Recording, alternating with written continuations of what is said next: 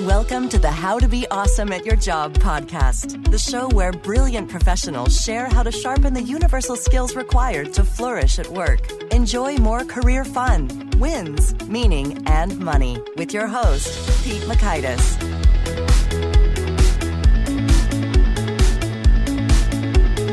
Hello, and thanks so much for joining us here for episode 161 with Patrick McGinnis. Patrick has some brilliance when it comes to what he calls being a 10% entrepreneur, developing skills without quitting your day job, and maybe just launching something while you're at it. It's funny, I get a pitch just about every week for multiple entrepreneurs. Often it's serial entrepreneur and digital nomad, shows you how to escape the rat race and live your legend. And it's just like, that just isn't a fit here. But Patrick's got a brilliant approach that is well worth investigating. So you're going to learn, one, why you should consider being a 10% entrepreneur. Two strategies to determine where you should really focus your time and energy. And three, tried and tested ways to see if your big idea will work out. So if you'd like to check out the show notes or the transcripts or the links to items that we reference here, it's over at awesomeatyourjob.com/ep161. Now, here's Patrick's story. Patrick J. McGinnis is a venture capitalist and private equity investor who founded Dirigo Advisors after a decade on Wall Street to provide strategic advice to investors, entrepreneurs, and fast-growing businesses. In this capacity, he has worked in a range of settings, from building startups from the ground up in Silicon Valley to acting as an expert consultant to the World Bank in Latin America, Africa, and the Middle East. He's also the author of the book, The 10% Entrepreneur, and has written articles for well-known publications such as Fortune, Business Insider, and Forbes. Patrick is a graduate of Harvard Business School and Georgetown University and lives in New York City. Here's Patrick. Patrick, thanks so much for joining us here on the How to Be Awesome at Your Job podcast. Thank you for having me.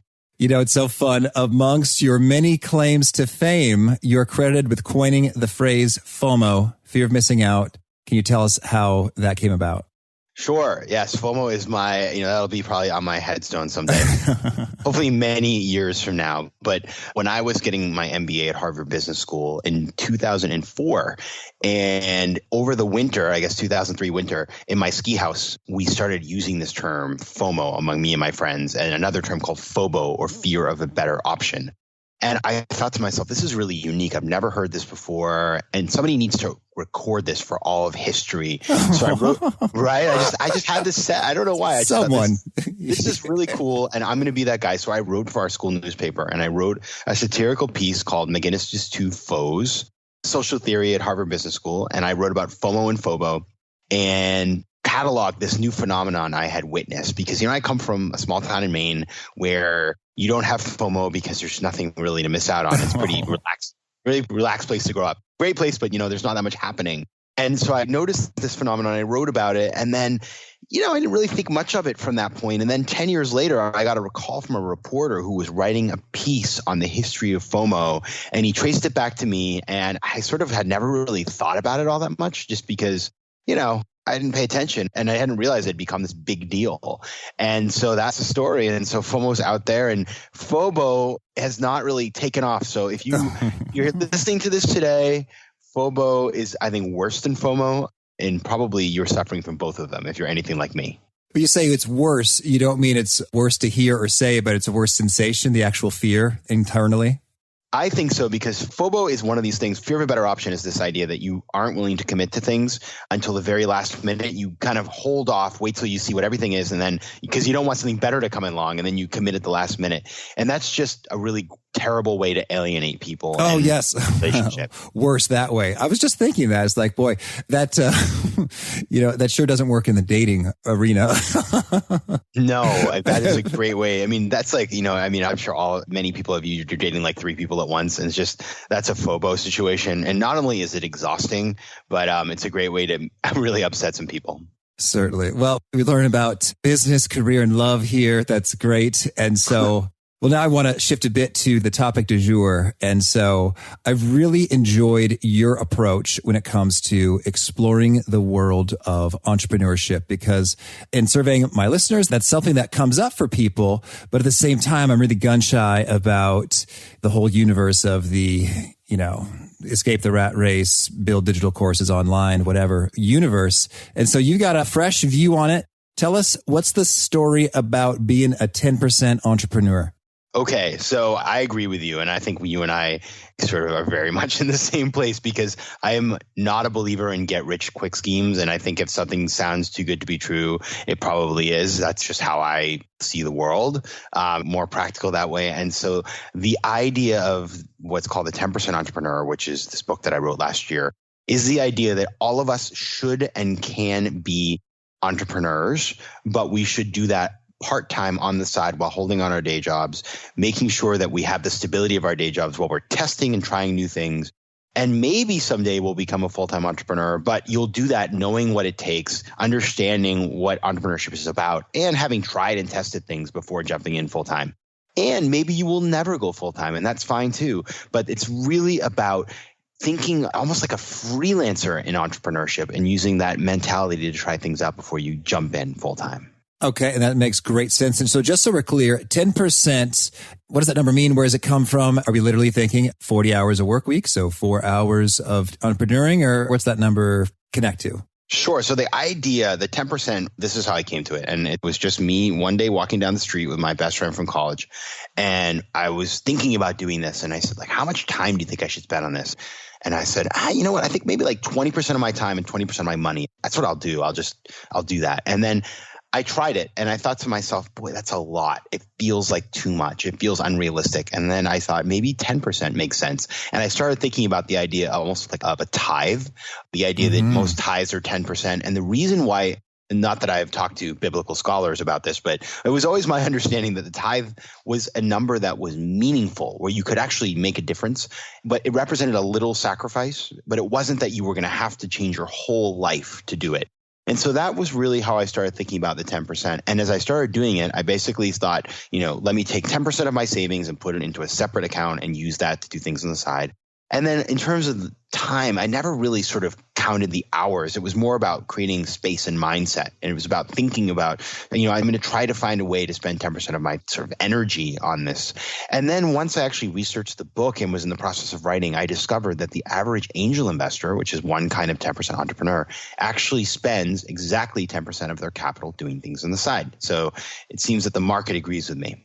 Oh, that is excellent. Okay. And there's also, is it the legend of, is it Googlers and their 10% time and such? That's a thing that exists, right? It does. And that was something that didn't factor into my thinking originally, but you're absolutely right. Google has this concept of 70, 20, 10 time. You spend 70% of your time on your core function at work, whatever you do that is, in your job responsibility.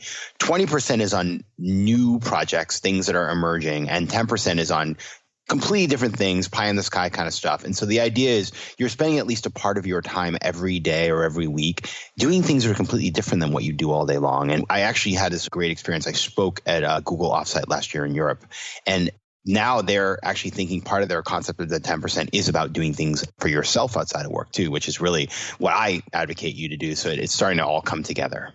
Oh, that's so excellent. And so tell me then, now you personally have invested a lot of your life into kind of evangelizing this idea. You got the book called The 10% Entrepreneur. You've given numerous talks on the subject. So what is it for you that kind of gets you lit up or makes you think that this is really worth your life to shout this message from the mountaintops? So I came up with this idea because I had to learn this the hard way. And that's why I think I'm so committed to telling everybody I can to do this. So I came out of business school. I had a job on Wall Street. I was moving up the ladder. Everything was great. I did not do anything on the side. In fact, I had friends who I saw working on little side projects. And I thought to myself, why would you want to spend your free time working? That just seemed crazy to me, right? And then as life is wont to do, I got taught a lesson the hard way, which is that my company, which was a division of AIG, blew up during the 2008 financial crisis. And if you don't remember, AIG was really at the center of the financial crisis. And so my personal stock in the company fell 97%. Ooh. Yeah, I mean, that was not a fun day. So like for, $10,000 worth of stock, for every 10,000, it was worth $300. And then our company was basically bankrupt and nationalized and all kinds of bad things happened. And I thought to myself, I have never diversified myself. I've never done anything on the side. I have nothing to fall back on. And that was the beginning of this idea was I need to diversify myself. I'm going to be the owner of my career going forward. I'm going to be somebody who looks for autonomy. And if my day job disappears, it won't be the only thing I have going. But then over time, I realized that not only is it about diversification, but it's actually about doing things you enjoy, things that you're good at, and actually giving yourself a chance to make a lot more money than you would at your day job. So I've had some investments that really kind of hit off, and I'm going to make a lot more money than I would in my day job. And this happens consistently with people who do things like this. Oh, that's excellent. And so, this brings me back to, one of our very first episodes with Gina Murata. She was saying that you can really learn and develop some skills even through volunteering. So you're thinking about 10% of time or money. And I was thinking about, startups and business and for-profit schemes. But from that vantage point or perspective, then nonprofit or volunteer activities also count in terms of developing your portfolio and diversification of skills. It definitely can. And I at one point actually considered including a chapter on that in the book. And I decided in the end not to do that because I really wanted to focus this book around ways that people can create economic upside for themselves. However, the same exact mindset that I prescribed in the book could be used to do other things like get involved with a nonprofit. Because what it really is about is finding things that you're good at, things you care about, and getting involved with them in a meaningful way in order to build new skills, meet new people, and make your life richer or more interesting. Okay, I'm intrigued. And maybe could you get us a little bit of a spark in terms of, I guess I'm wondering, is 10% really enough to get anywhere, to accomplish anything? Maybe could you warm us up with a success story or two? Sure. So 10% is a starting point, and it could be that you stay at 10%. It could be that you go up to 50% or even 100% or 110%, which I can explain to you later. Let me give you a couple of examples of people who have done this in the real world, normal people who have used this strategy to build businesses. So there's a woman that I talk about in the book who her story just for me is a great example of somebody who's used this in a really smart way. Her name is Dipali Patwa, and she lives here in New York. She lives in Brooklyn, and she was working for one of these big companies that makes all that stuff like table runners and beds, all the stuff you buy at Bed Bath & Beyond, those fabrics and pillows and things like that. And she was a designer, and she helped them to make all these different things.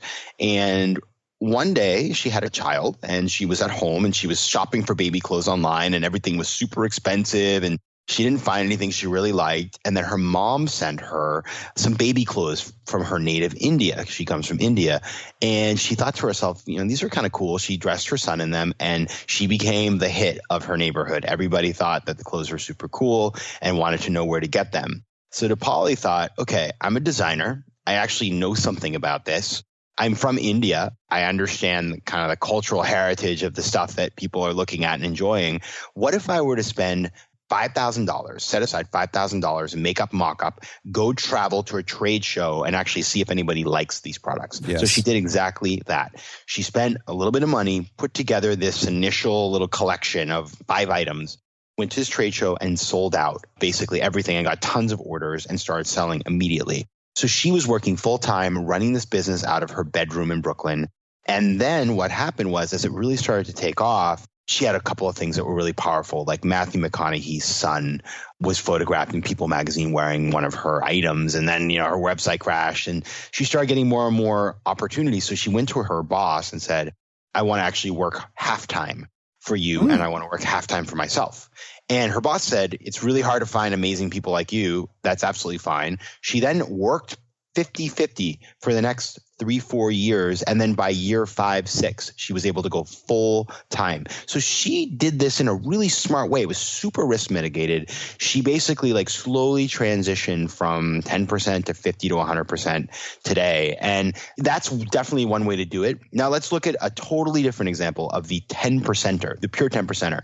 There's a woman who I also talk about in the book who works in tech in New York City. Okay, so totally different. Technology, works with startups and things like that.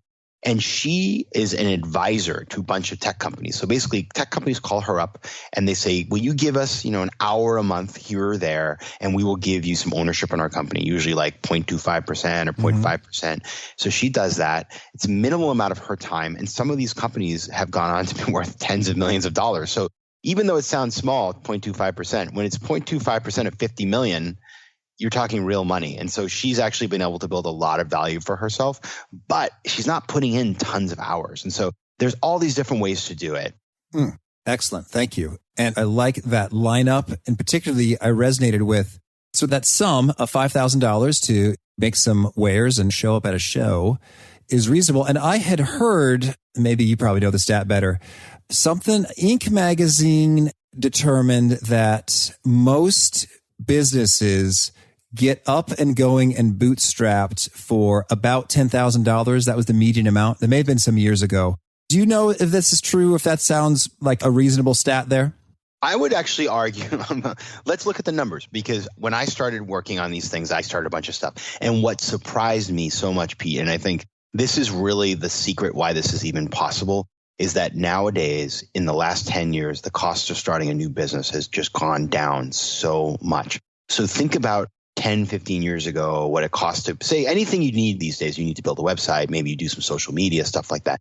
There was no social media more than 10 years ago. So all of the things that you advertise and all of the things you use to build an audience that are free didn't exist 10 years ago. Building a website used to cost tens of thousands of dollars. Basically, now you could do it for a couple, $8 a month. The cost of a gigabyte of storage used to be $8,000 in the early 2000s. Now it's basically free. Doing international phone calls used to be $3 a minute. Now it's free because of Skype, or 10 cents a minute. So all of these things that used to cost real money now are basically free. So I would think it could be even less than that. Excellent. All right. So I'm in. This is intriguing. So tell us, what would you say are some of the very first steps? If we got folks who we have an interesting, fulfilling career, but we think that it's excellent to go ahead and explore, do a little bit of that 10% entrepreneuring action. What are some of the first steps? So to get started, you want to think about what kind of 10% entrepreneur you're going to be. And I don't want to get super deep into it today, but there are really 5 types. There's the angel investor who's investing their capital to be part of projects. There's the advisor like Beth Ferreira who invests their time. There's the founder like Polly who starts something. And then there's 2 more types, the aficionado, who's a 10% entrepreneur who invests in businesses that are excited about, they're passionate about, like something to do with cooking if they love to cook, or photography. And then the last is the 110% entrepreneur, who is a person who is already a full-time entrepreneur and then does things on the side. So those are the 5 types. And basically the first thing is to think about is which type should you be? And I'll give you the information later, but on my website, there's actually a quiz that you can take to figure out where you should start.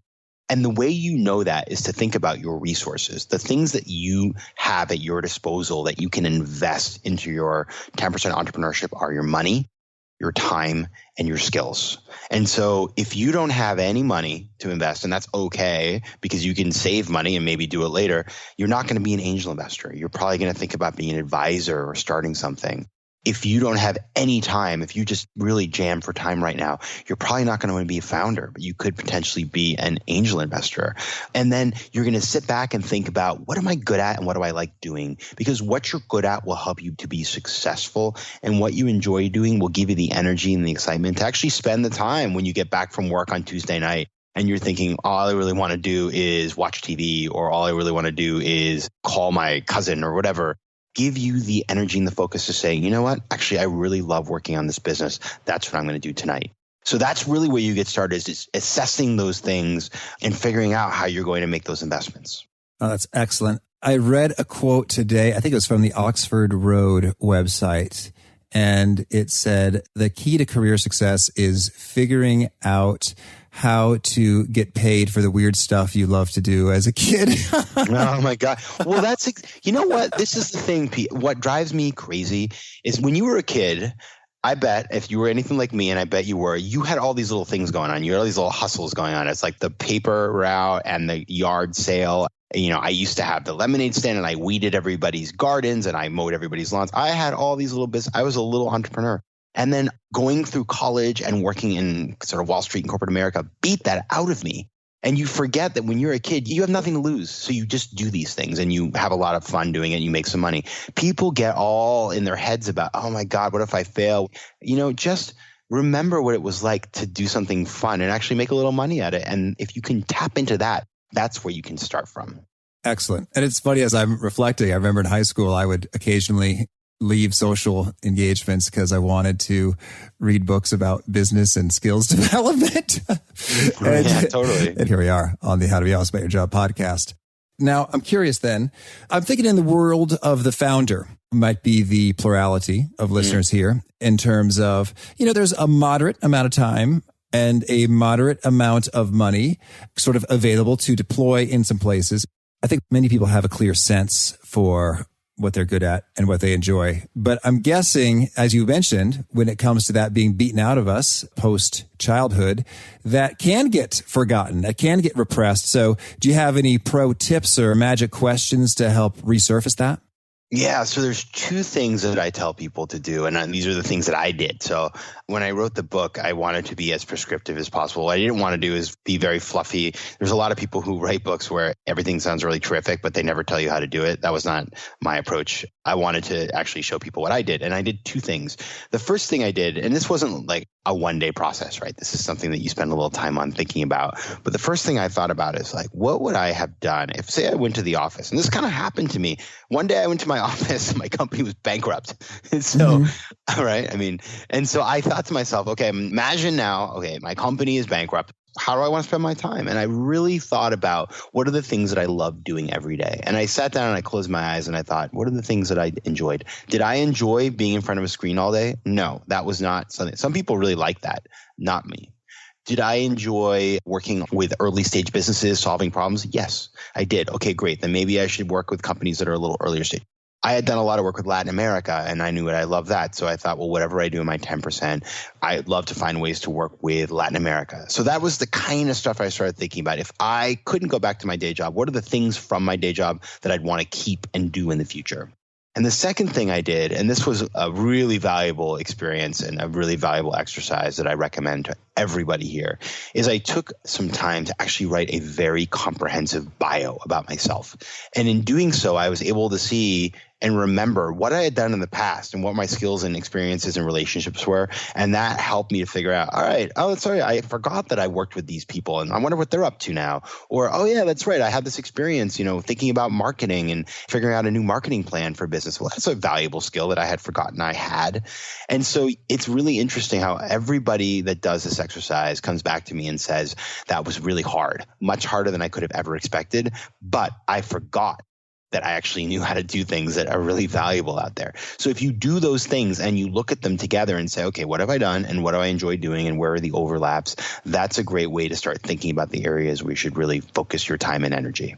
Now, when it comes to writing the bio, I just want to be clear. This is distinct from a resume. It's narrative and it's chronological from childhood on, and there's no space constraints. Any other pointers on it, or am I thinking about this right? Yeah, it's the kind of thing where if you showed it to your friends, they would roll their eyes and say, boy, you really think you're special, don't you? Right? Mine's pretty long and it's a couple pages. And then what you do with that is you shorten it down and shorten it down. You shorten it to 150 words, then you shorten it to a paragraph.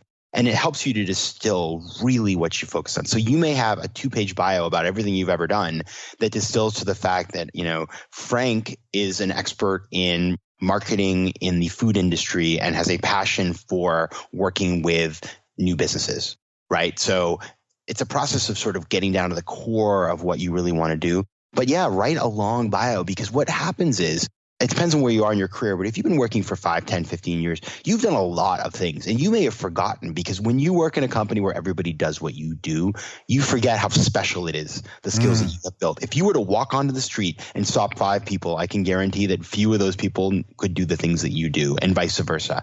But when you're sitting in an office full of people who are working in the same company, you forget that your skills are super distinguished and valuable. And so it's all about sitting back and saying, okay, great, I've been working in this job and maybe the creativity has been beaten out of me a little bit, but I'm going to sit back and I'm actually going to kind of figure out what I'm good at and actually believe in myself and do things that I enjoy doing and use those skills to be successful.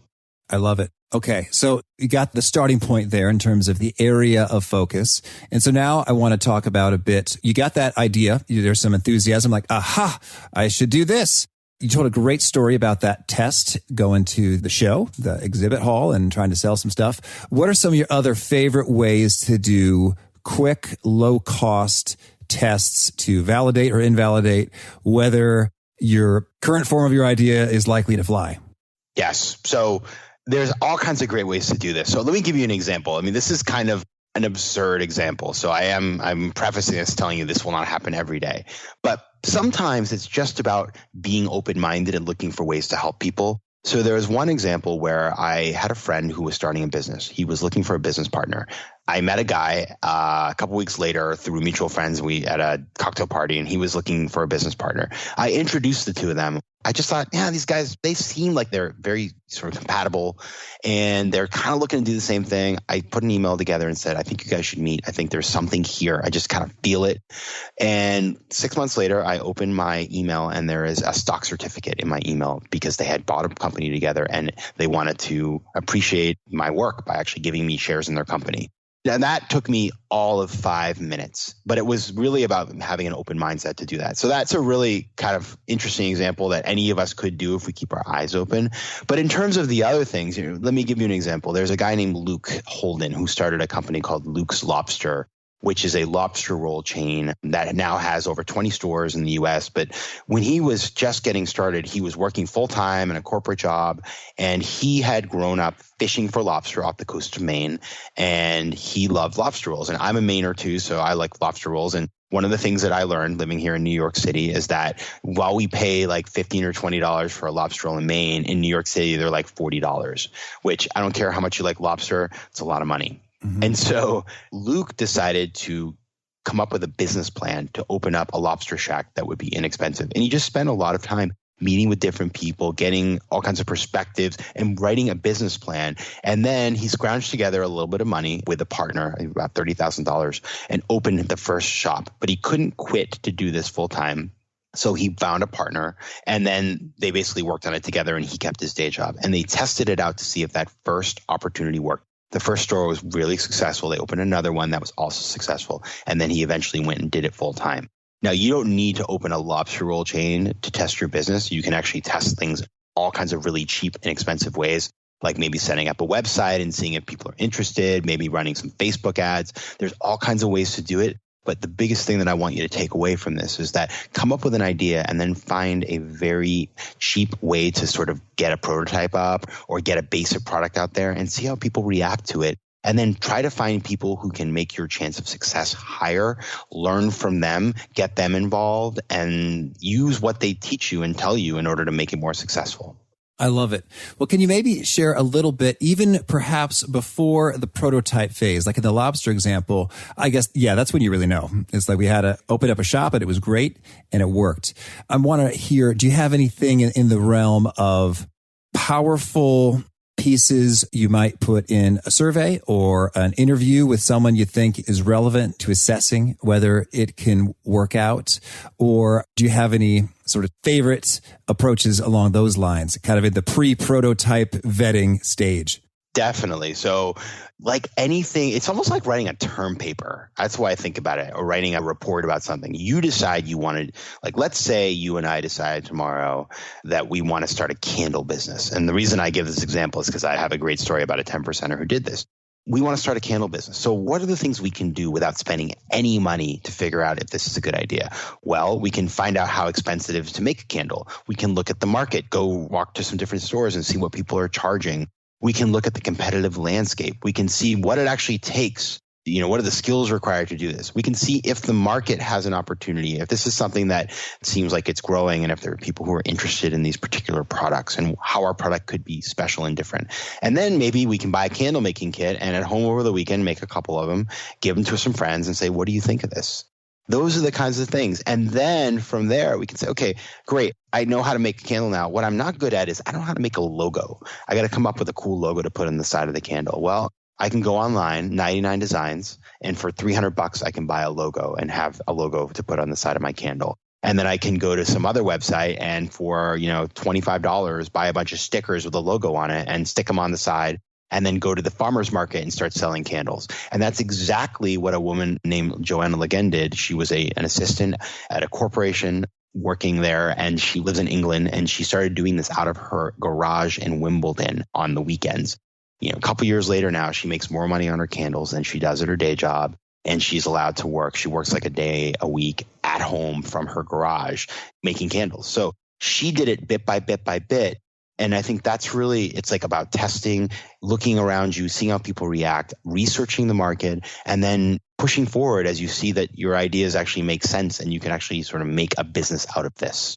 And when it comes to making a business out of this, I want to get your take on, is there a key test or benchmark or threshold you recommend people cross that suggests now might be a good time to take the rest of the plunge, to say, all right, looks like we have something here and I will feel okay about leaving my 9-to-5 at this juncture?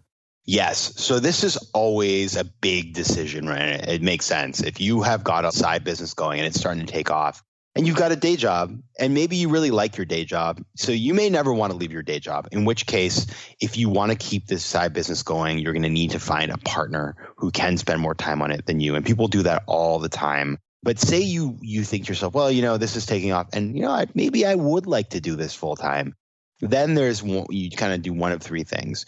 If you think it's taking off to the point where you can live off of it, or you can raise capital from somebody, and then you can sort of have a basic salary, then this may be the time to go and do that. And you could actually, the idea is that you do it sustainably, that you jump into it, but that you have the ability to either pay yourself or live off of the profits, and you can have an acceptable lifestyle. That's A. If you are not at that point and you are tapped out in terms of your resources, then it's time to do what Luke did and go find a partner. Could be a friend, could be somebody that you meet. I have a friend who actually found her partner by making a presentation that kind of looked like the kind of presentation you'd use to raise capital, but she wasn't looking for capital. She was looking for a really awesome co-founder. And people can do that. Or if you find that, it's going well, but you're not quite ready to leave your day job and you're not quite sure about it, you just have to accept the fact that you may grow a little slower than if you were spending more time on it, but it's okay. And you see that all the time too. I met a woman just the other day who started a really interesting fashion business, and she is a lawyer for the government. And it's all going really well, but she's pretty happy with her day job. So she's just decided to grow at a pace that is acceptable to her. She's not looking to become a $1 billion company overnight, and she's growing it slowly. And as she sees more and more opportunity, maybe she will consider spending more time on it. But for now, the balance that she has works for her. Perfect. Thank you. Well, Patrick, tell us, is there anything else you want to make sure to mention before we hear about some of your favorite things? I would just say what I really want to leave people with is there's all kinds of reasons, and I talk to lots of people all the time who are doing this, and I talk to other people who say, well, that's a great idea, but I'm too busy, or I'm not so sure what I'm doing, or I'm nervous, or there's all kinds of reasons why one could say, well, I'm not so sure about this 10% entrepreneurship. But what I want to really stress to everybody listening is that there's really nothing to lose here. When you have your day job and you're doing this on the side, even if you fail, you have nothing you still have all the good things that you had before you started your business.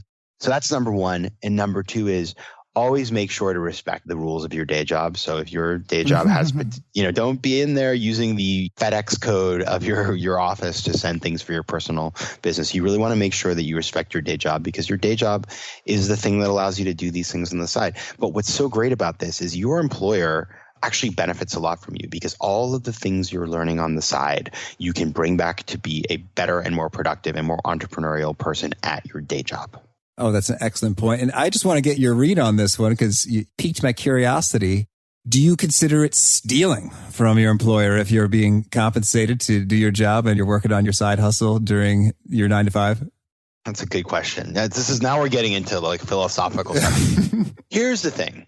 You have a smartphone in your pocket that allows you to do things all day long. So if you are sitting at your desk and you have a free half an hour, and by the way, you spend all day Sunday working from home at work, and you get 3 emails, and one is from your mom asking what you should get your dad for your birthday, and one is from a business contact asking you for feedback on the design for your new product.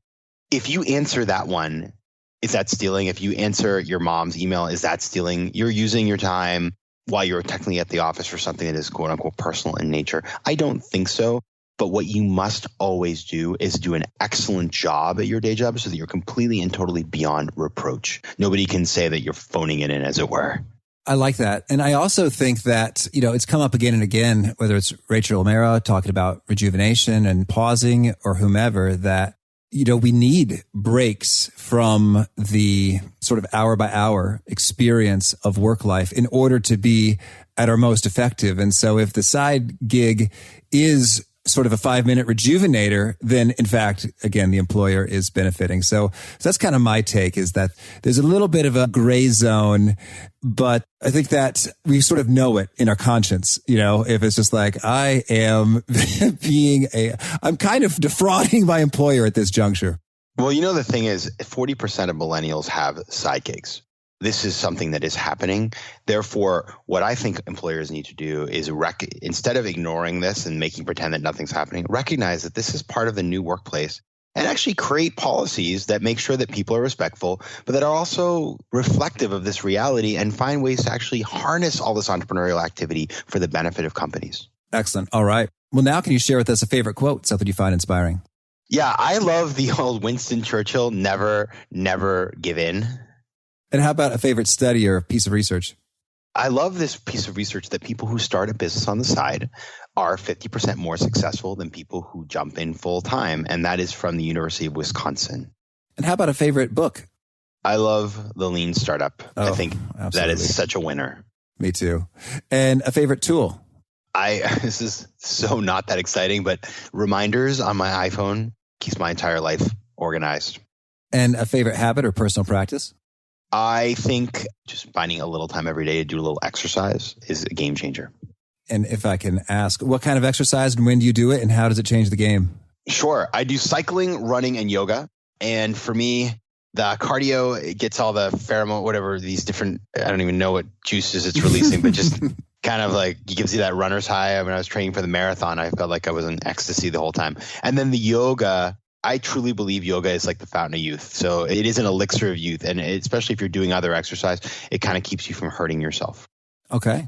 And how about, is there a particular nugget, a piece that you express that really seems to resonate, gets Kindle book highlighted, retweeted, note taken when you're sharing it? That's a really interesting question. I just think the basic idea that entrepreneurship is not an all or nothing thing. A lot of people find that to be very, very unorthodox. And actually, it's a mindset shift that a lot of people it resonates with them. Okay. And where would you recommend, if folks want to learn more or get in touch with you, where would you point them? You can find me at my website, patrickmcginnis.com. If you go there, you can take this quiz I mentioned. You can download a free chapter of the book, find tons of resources like contracts, sample contracts, and lots of blog entries. And then you will find links to all of my social, which has all kinds of stuff. So Facebook, Twitter, YouTube videos, all kinds of stuff like that. And if you go to patrickmcginnis.com/buildyour10, I have a free ebook with a bunch of the exercises in the book you can download and actually do some of these exercises we talked about. Oh, excellent. Thank you. And do you have a final challenge or a call to action you'd issue to those seeking to be awesome at their jobs? Yeah, I would just say never forget that your number one employer and the person you have to keep happy is yourself. And so look for ways to put yourself first because you're going to be a lot happier and you'll be a better employee for it. Okay. Patrick, thank you so much. This was a real blast. I wish you lots of luck with 10% entrepreneuring and spreading the good word. Thank you very much. Best of luck. I love that perspective that your number one employer is yourself. Always be looking for those opportunities to keep your skills sharp and developed. And so that's why I listen to this show. And I think it's a brilliant choice, if I do say so myself, in terms of ensuring that you're always able to deliver more and more value, whether you're doing that in the capacity as an employee or running your own show.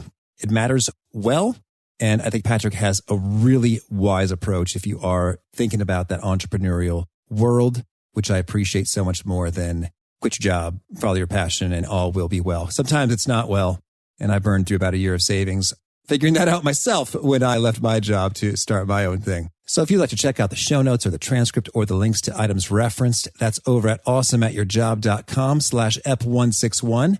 There you'll also find a quick link to check out our sponsor Text Expander by Smile.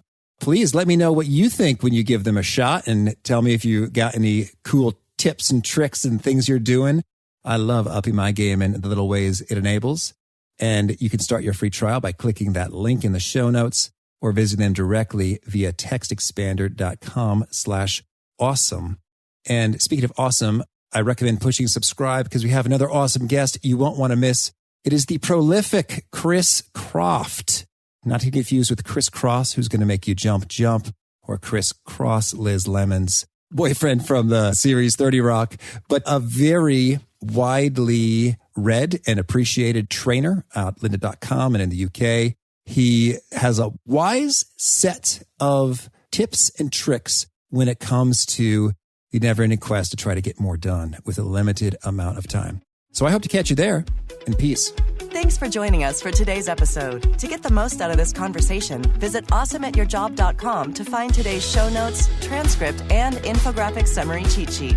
For more entertaining professional skill sharpening, be sure to subscribe to catch the next episode of How to Be Awesome at Your Job.